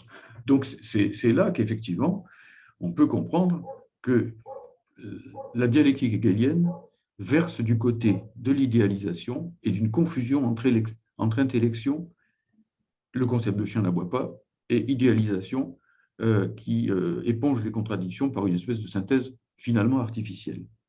Donc on a bel et bien cette distinction. Et donc la théorie du reflet est profondément dialectique. Comme inversement, on a besoin de la théorie du reflet pour penser matérialistiquement la dialectique et pour sortir de la dialectique hegelienne, aller vers une dialectique matérialiste. Tout ça est logique. Et c'est pour ça qu'on voit que la pensée marxiste forme un bloc. Ça, pour ceux qui veulent la couper en petits morceaux, prendre juste le petit morceau qui les intéresse et fuir celui qui les dérange dans le domaine qui est le leur, en quelque sorte, ce n'est pas possible. C'est pas possible. D'une façon ou d'une autre, cette logique elle-même, elle est objective. Elle dépend de l'emboîtement des concepts, exactement comme dans une théorie mathématique, où on ne peut pas dire, tiens, ce théorème me plaît bien, mais celui d'à côté, je le ficherai bien à la poubelle. Non. Dites-moi quels axiomes vous avez eu au début de la théorie, je vous dirai quand même ce qui va en sortir pour finir, quoi, quelque part. Et puis, comme tu disais, je crois que la théorie du reflet, c'est formulé tel quel chez Lénine, mais on en trouve évidemment une autre formulation chez Marx. Enfin, c'est peut-être pas le terme qu'il emploie, mais c'est présent. Marx, il emploie surtout dans l'introduction de 1857, qui est son grand texte méthodologique, si on peut dire, il emploie le mot reproduction. Reproduction du réel par la voie de la pensée. C'est une reproduction. Et donc, je trouve que le terme est peut-être il est plus intéressant. Il m'intéresse plus que le terme reflet, parce que dans reproduction, il y a production. Et donc, ça indique bien que le reflet est une production, mais une production dans l'ordre de la pensée. Une production de concepts permettant de saisir le réel dans son mouvement, dans sa singularité, ce qui est l'objet même de la dialectique. Autrement dit, sans exclure la singularité et sans exclure le temps, le devenir, le mouvement, la logique spéciale de l'objet spécial, dit Marx, ou l'analyse concrète de la situation concrète, dit Lénine, quelque part. Bon, il y a une logique d'airain derrière tout cela. Mais je ne dis pas pour autant que la dialectique marxiste, après on va me dire, oui, mais alors sur ce point, et sur ce point, et sur ce point.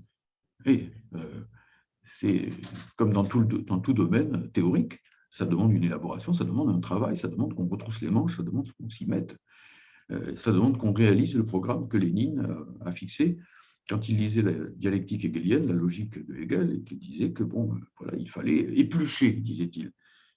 Althusser a écrit des choses intéressantes là-dessus. Il fallait éplucher en quelque sorte la logique hegelienne. Et donc, le renversement de la dialectique hegelienne en dialectique matérialiste, en dialectique marxiste, si l'on peut dire, n'est pas donné par le simple fait qu'on a dit « ça y est, je renverse ». Je dis encore une fois, ce n'est pas comme un sablier, parce que selon la façon dont vous commencez, tous les théoriciens le savent, l'ordre des concepts, l'ordre des notions définit aussi le contenu. Dites-moi dans quel ordre vous abordez les choses, je vous dirai quel contenu vous mettrez. Donc, si on change complètement l'ordre des choses, si on ne met pas l'esprit au début et la matière après, on va aussi changer les contenus théoriques. Donc, c'est un travail, donc c'est une élaboration. Et évidemment, tout ça devrait être mené collectivement. J'en appelle à ça, j'en appelle à ce travail collectif. Et non pas au fait qu'à la première difficulté, on capitule devant l'adversaire, on dit « ouais, la dialectique ne vaut rien, le reflet c'est mécaniste » et ainsi de suite, ou la dialectique, la dictature du prolétariat, ça fait peur. Beaux marxistes que ceux qui calent à la première difficulté et qui vont tout de suite se réfugier sous... C'est ce qu'avait fait Althusser, parce que là, tu parles disons, de sa méfiance vis-à-vis de la dialectique hegelienne, et comme tu viens de le montrer, effectivement, il y avait des raisons de rester méfiant, mais ça aboutit chez lui au matérialisme aléatoire et au rejet complet de la dialectique. Enfin, oui. Althusser, bon, il a une trajectoire respectable par certains aspects. Je ne parle pas des aspects biographiques de sa vie qui étaient bien tristes. Mais bon, pour moi, c'est un matérialiste important. C'est-à-dire que, bon, par exemple, Pour Marx, le premier grand texte de lui que j'ai lu, on voit bien son souci de lire la dialectique de façon matérialiste. Et donc, son rapport complexe à Hegel. Il y a une espèce de, comment dire, de yo-yo chez Althusser par rapport à Hegel. On voit bien que bon, il comprend qu'il ne faut pas que la dialectique marxiste soit un calque de la dialectique hegelienne, fût un calque inversé. Ça, c'est bien, c'est très fort, etc. Et on ne doit pas retomber au-dessous d'Althusser. Il faut être post-althusserien, et non pas pré-althusserien, quelque part. Maintenant, d'un autre côté, effectivement, il ne s'en sort pas véritablement, à mon avis, et à plusieurs reprises, effectivement, parce qu'il est aspiré par le structuralisme, c'est-à-dire par une logique pré-dialectique, mécaniste, qui a ses mérites. Hein. Je ne dis pas, moi, je ne considère pas Lévi-Strauss comme un zéro théorique, c'est très intéressant. Hein. Mais bon, voilà, il est aspiré par ce courant-là, comme à son époque, c'est souvent le cas, comme à son époque, le marxisme était hegelianisé dans un sens plutôt idéaliste, plutôt subjectiviste, du côté, par exemple, de Garaudy, hein, à cette époque-là, ou du côté d'un certain nombre de néo-marxistes. C'est après le congrès, le 20e congrès du PCUS, que donc ces courants idéalistes se sont développés dans le marxisme et ont pris chez Hegel surtout le jeune Hegel, la phénoménologie. Ou le jeune Marx même. Hein, ou même le jeune Marx, voilà, c'est ça. Donc en tirant du côté du subjectivisme et d'une conception pré-matérialiste de la praxis. Et donc, moi, je suis aussi d'avis que la philosophie marxiste est une philosophie de la praxis, mais à condition que cette praxis elle-même soit pensée de façon matérialiste, et non pas que le matérialisme soit absorbé dans une approche idéaliste de la praxis. Toute la question est celle du primat. Où est le poste de commandement là-dedans, comme du Mao Tse-tung, justement. Et c'est pas du tout commutatif, justement. Pour ça, il faut même des C'est mathématiques pas commutatif, commutatives absolument. pour Je penser crois que ça. c'est le bon terme. Oui, oui, oui, oui. Il n'y a pas de commutativité. Justement, contrairement à ce que la vision caricaturale qu'on donne du reflet, comme un espèce de pur décalque, act-built, alors que justement, c'est comme tu dis, c'est plutôt une reproduction. Déjà, Widerspiegelung, je crois que il y a un mécanisme, mais comme tu dis, même chez Marc, peut-être faudrait-il parler de reproduction, parce que justement, c'est pas commutatif, et ça change tout. Alors, par rapport à une espèce de surmonisme hegelien qui ne tient pas en compte le fait que le concept de chien n'aboie pas. Mais oui, bien sûr. Et donc, effectivement, à partir de là, il faut aussi, c'est pour ça que il y a une logique dialectique matérialiste à travailler. Tu parlais tout à l'heure de Staline, par exemple. Et donc, sans doute, avais-tu en tête le fameux opuscule matérialisme dialectique et matérialisme historique, qui a ses vertus, qui a ses mérites, qui a permis effectivement à des millions de prolétaires de par le monde d'accéder aux clés que donne la philosophie marxiste pour agir sur l'histoire, pour comprendre et agir.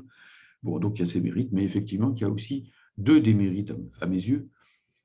Le premier, c'est celui que tu as signalé tout à l'heure, c'est-à-dire que la négation de la négation est expurgée, ou pas totalement d'ailleurs, mais enfin bon, en tout cas, en gros, n'apparaît plus comme une catégorie centrale, et aussi ce côté un peu empiriste, qui est celui de cette dialectique de l'époque, en quelque sorte. On fait comme si on découvrait que, bon, voilà, alors il y a de la contradiction, il y a des sauts qualitatifs, il y a une interconnexion générale. Mais bon, on perd le fil rouge de la logique hegelienne là-dedans. Ce qui était intéressant dans la logique hegelienne, c'est justement que c'était une logique. Ce n'était pas qu'elle était hegelienne, c'est que c'était une logique. Ce n'était pas que c'était une logique idéaliste, c'était que c'était une logique. Bon, il faut garder dans notre décortiquage de la logique hegelienne la trame de cette idée qu'il faut que ce soit une logique, tout simplement, parce que si nous voulons, au total, à travers tout cela, comprendre le monde, comprendre la nature, comprendre l'histoire, comprendre le réel et agir sur lui, devenir actif, et le but final étant d'être des sujets libres, des sujets collectivement libres. Bon, eh bien, si nous voulons tout cela, il faut bien se dire que la matière elle-même, la nature, si c'est une nature, elle a sa cohérence. Je prends un simple exemple. On parle, par exemple, dans la cosmologie moderne, on cherche, par exemple, la trace de la matière noire, la matière sombre. Voilà. Bon, alors, il faut bien que si la matière sombre existe d'une manière ou d'une autre, si faiblement que ce soit, elle interagisse avec la matière ordinaire. Sinon, c'est comme postuler l'existence de fantômes, de spectres, quelque part. Et la matière sombre, justement, n'est pas, si elle existe, n'est pas un spectre. Quelque part, il faut trouver le point de contact avec la nature. Autrement dit, il faut bien qu'elle parle en partie, au moins, le langage pour faire une image, de la matière ordinaire. Sinon, ça ne serait pas dans le même univers. Sinon, ça n'aurait pas de sens, même d'en parler tout bonnement. Et on croirait à des choses tout à fait métaphysiques, surnaturelles, paranormales, etc. Que sais-je encore. Bon, donc, à partir de là, il faut bien que les catégories qui permettent de penser la matière aient entre elles une cohérence. Autrement dit, forment une logique. Et il faut bien qu'il y ait une dialectique matérialiste. Je ne dis pas qu'elle est facile à... Mais enfin, par exemple, si on prend les catégories fondamentales qu'on a l'habitude de présenter comme le mot n'est pas toujours extraordinairement bon, il vient d'Engels, mais il n'est pas toujours très bon, parce que ça fait un peu positiviste ou scientiste, les lois de la dialectique, quand on dit les lois de la dialectique. Oui, ça va beaucoup argumenter en disant que le mot loi n'avait pas le même sens au 19e siècle. Bon, c'est comme ça qu'il Oui, bon, moi je l'emploie aussi. Bon, le tout, c'est de savoir ce qu'on met derrière. Hein, oui, voilà, c'est ça. Les définitions, elles sont fluctuantes. Il faut ici simplement s'entendre sur elles. Mais si on part de l'idée que la matière existe par soi, autrement dit que dans le pôle, dans la relation entre l'esprit et la matière, le pôle absolu, c'est la matière. En clair, que la matière existerait quand bien même l'esprit n'existerait plus. Imaginons que tous les hommes disparaissent à l'issue d'une guerre nucléaire. Est-ce qu'on peut penser raisonnablement que les étoiles vont s'éteindre? Évidemment non. Bon, donc le matérialisme ici part de cette idée que la matière est le pôle absolu, l'esprit étant relatif. En clair, l'esprit n'existe que relativement à la matière, tandis que la matière Elle existe par elle-même et non pas relativement à l'esprit. Elle n'est pas, donc, du coup, la création d'un esprit divin, fiat lux, que la lumière soit, etc. Bien, ça s'appelle l'acéité de la matière. A-S-E-I-T-E. A, c'est en latin par soi. Ça existe par soi. À partir de là, il est nécessaire de fixer que la matière se meut par elle-même, que son mouvement ne lui vient pas de l'extérieur, qu'elle est et qu'elle se meut, qu'elle existe par soi. Il faut donc bien lui trouver un moteur interne et non pas externe. C'est ce que proposent les marxistes en introduisant la notion de contradiction comme étant en quelque sorte le moteur, hein, de son développement. Il faut bel et bien aussi qu'elle interagisse d'une façon très large, que tous ces éléments soient à la fois rapportés les uns aux autres, puisque bon, la chimie fonctionne bien dans le cadre du monde physique, le monde biologique fonctionne bien dans le cadre des lois chimiques, et ainsi de suite. Tout ça, d'une façon ou d'une autre, interagit. Mais en même temps, il faut bien aussi que ça ne se fasse pas de façon complètement plate, puisqu'on voit bien que les modes de fonctionnement des objets, par exemple, sociaux, ne sont pas les mêmes que les modes de fonctionnement des objets chimiques ou des Oui, objets on a vu physiques. comment Aristote plaquait la biologie sur la physique, enfin, avec son Exactement, il faut éviter ce réductionnisme-là. Ni mécanisme, ni finalisme, ni tout ce qu'on... Bon, et donc, il faut bien, à ce moment-là, nécessairement, et Leibniz l'avait compris, quand il disait « la nature ne fait pas de saut », il faut bien qu'il y ait une continuité dans la réalité. Mais cette continuité ne peut pas être plate, il faut bien qu'elle soit scandée, il faut bien qu'elle soit ponctuée. Sinon, on retomberait dans l'idée que tout fonctionne de manière mécanique, ou tout fonctionne de façon finaliste, ou tout fonctionne de façon je ne sais trop comment. Bref, il faut qu'il y ait des sauts qualitatifs. Et donc, ce que je viens de dire à la louche, à l'appel, et bon, sans raffiner, dessine bien une logique matérialiste, où l'on voit bien, notamment par exemple, que la notion de devenir joue le rôle de fil directeur. Moi, je résume un peu les choses, c'est pédagogique, si vous voulez. C'est pas, si on veut, c'est par la formule de Lavoisier, rien ne se perd, rien ne se crée, tout se transforme. Elle a ses vertus. Bon, elle est évidemment, comme toute formule, trop étroite. Toute formule qui veut tout dire est nécessairement condamnée à la contradiction. Il faudra la dépasser d'une façon ou d'une autre. Mais c'est une bonne approximation, me semble-t-il, pour entrer dans le matérialisme dialectique. La matière se maintient en changeant de forme.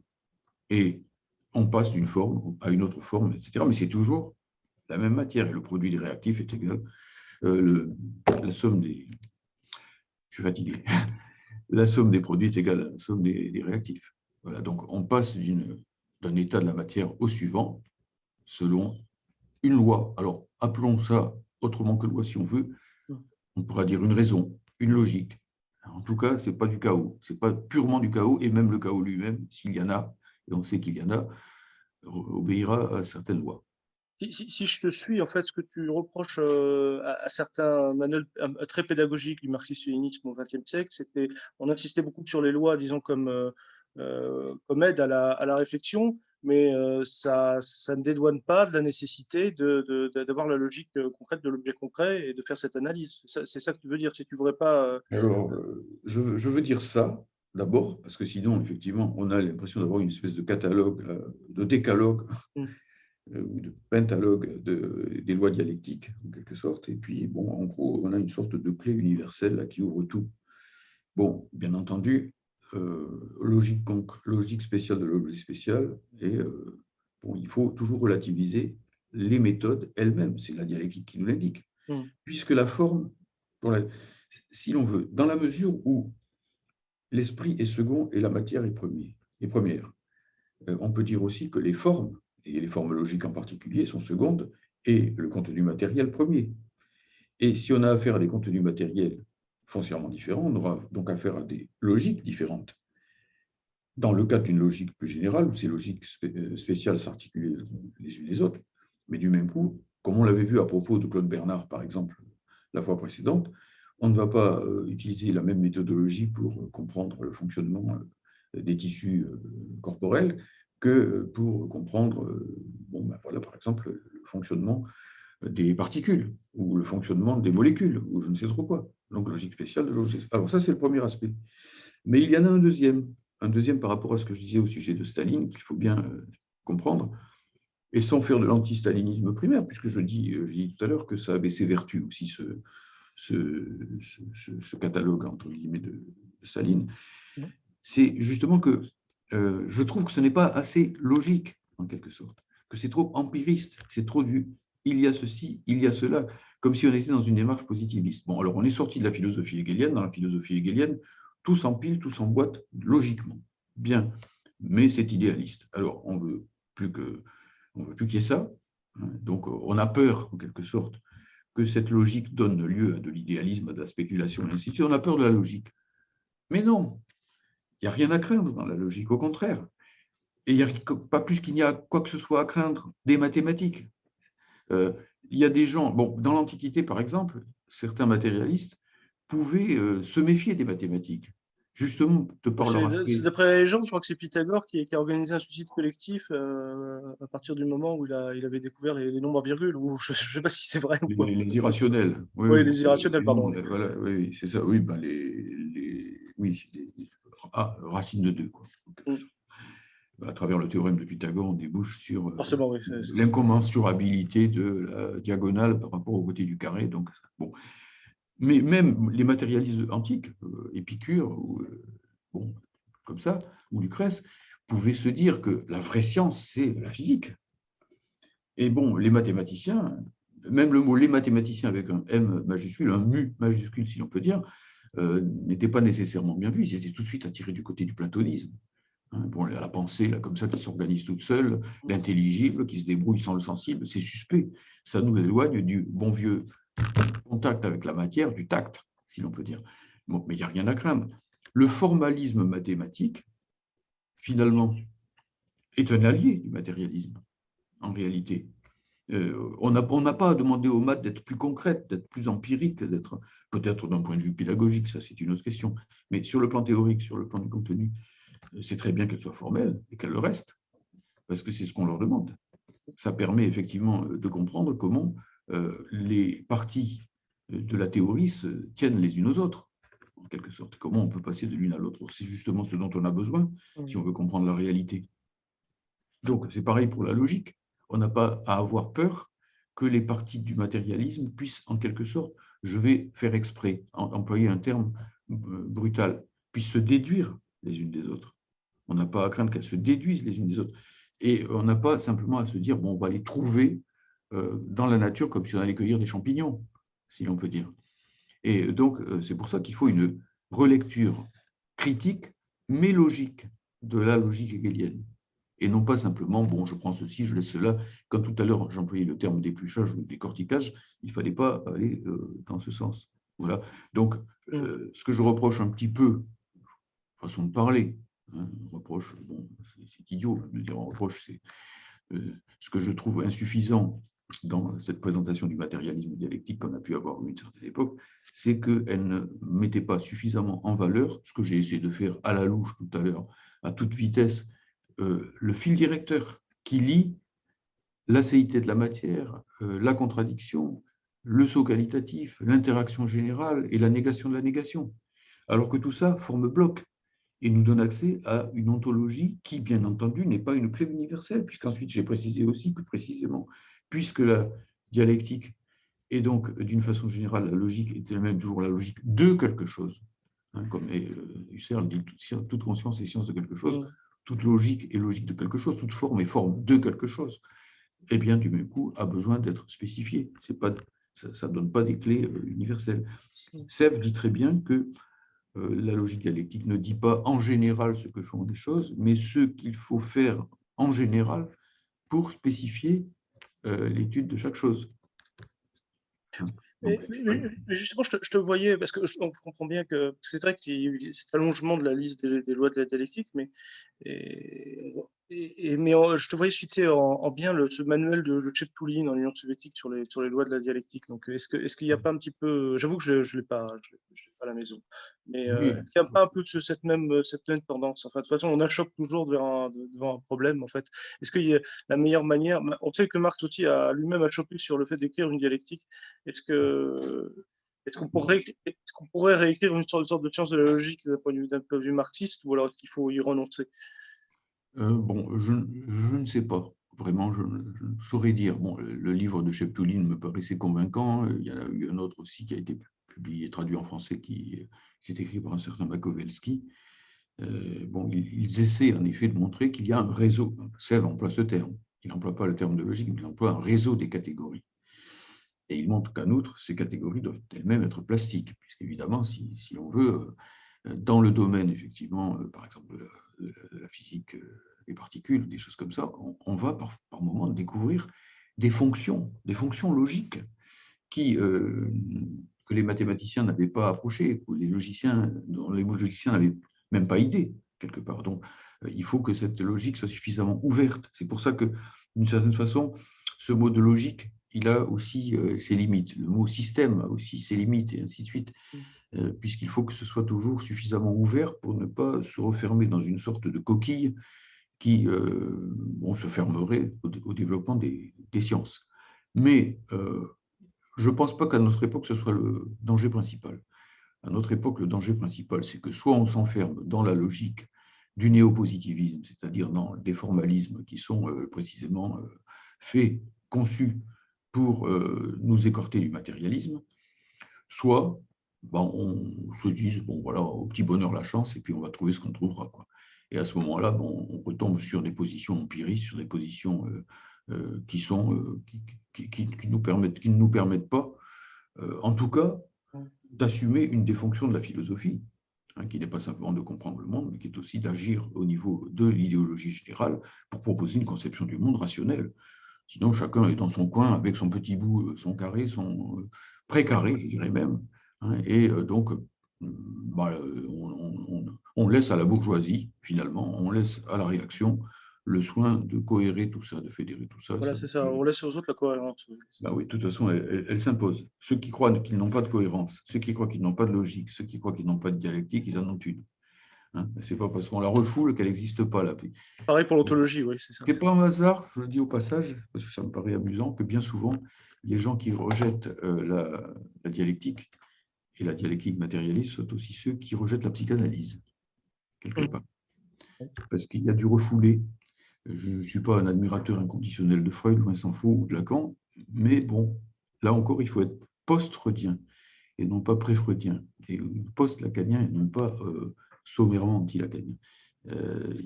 Il faut comprendre que ce n'est pas parce qu'on refoule quelque chose que ça cesse d'exister. Et il faut être matérialiste dans le domaine de la pensée, au point de comprendre que les pensées que l'on rejette et que l'on refoule n'en continuent pas moins d'exister dans un ailleurs que l'on ne maîtrise plus, du coup. Exactement, oui. Et là, on ne porte pas un jugement général sur toute la psychanalyse, parce qu'il nous force aussi, les positivistes nous forcent à accepter tout d'un bloc, y compris de donner une sorte de garantie thérapeutique ou quoi que ce soit.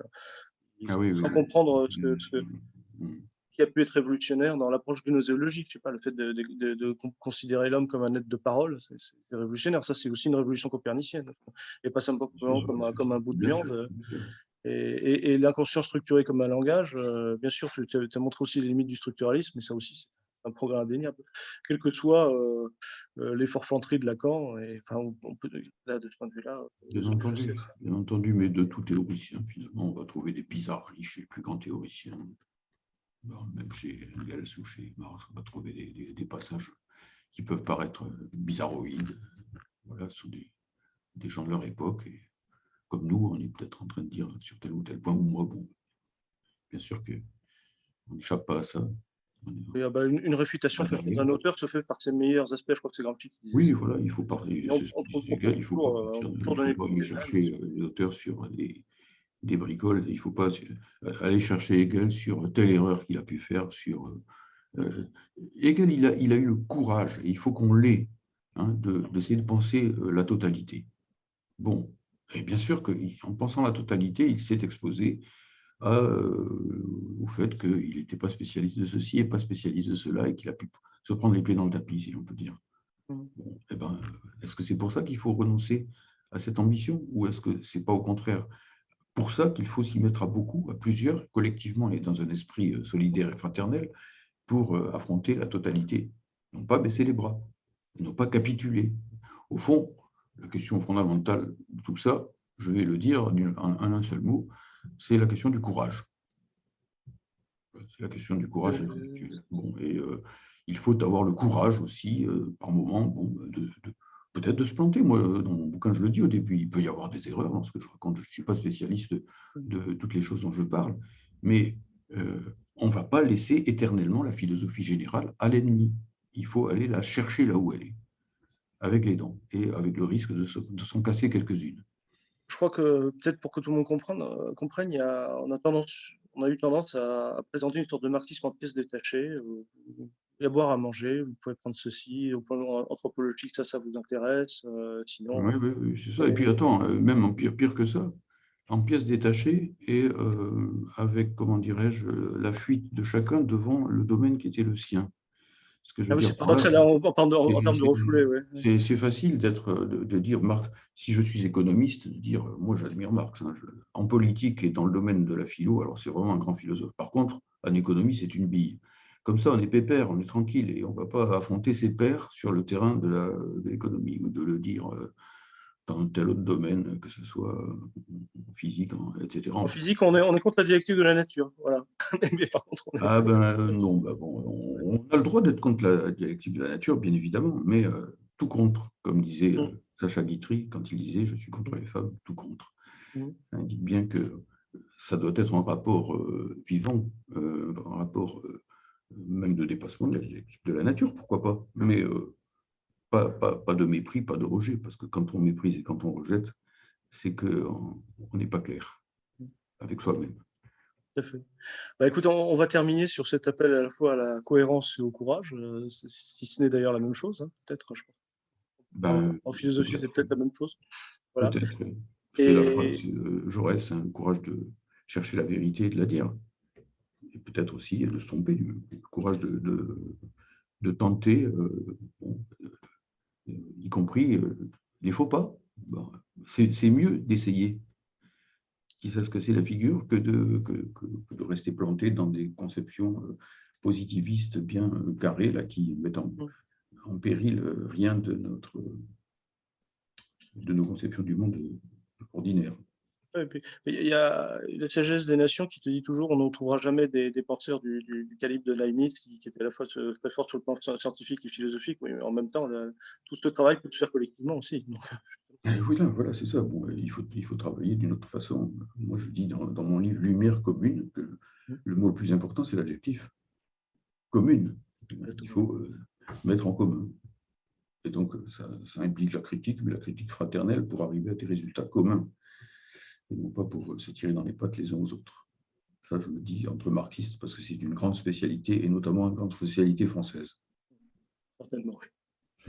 Parfait, bah, écoute, on va s'arrêter là et on vous donne rendez-vous pour chapitre 4 de Lumière commune, Thomas. Voilà. Merci à toi, Merci à Georges. toi, À la Émeric. prochaine. À la prochaine.